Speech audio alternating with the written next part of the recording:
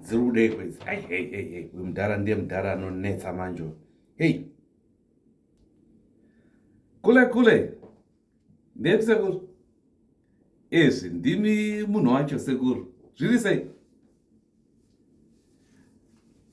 Takuairport zvandakakuudzai zvezvi. Hana kukuudzai? Sekuru makunyepa manje. Ndakakuudzai musuno tiri. Kana ndisina kukuudzai itori mistake hombe iyoyo, handizivi kuti maybe ndakangotora for granted kuti mimi ndimi vanhu vanofanira kunge vachitotanga kutaurirwa ka. We need your blessings ka sekuru.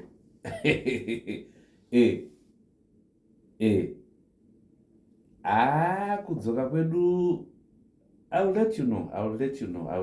Mimi mogara, don't worry, mimi ndimi vanhu vatinenge tichitobatisa pese kuti apo takudai. Ndimi vanhu vacho sekuru. Hello.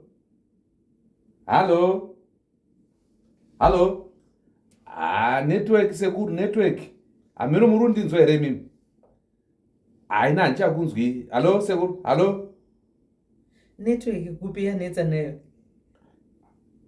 Iwe usatanga kutaura ndiri pafoni man. Anonetsa mudhara.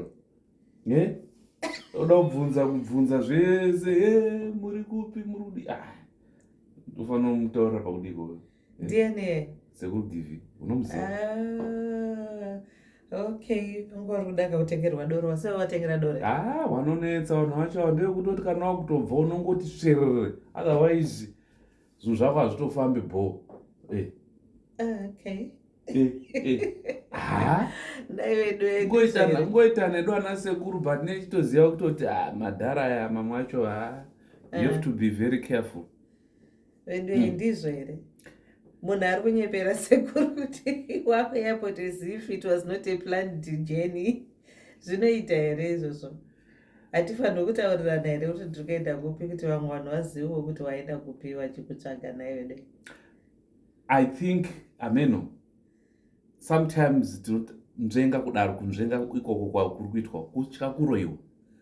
Munotya zvitsinga kai kuti nhingi andikangomuudza chete ndege yacho inokudubuka kubva mudenga umo akateera iwewo wega iwo.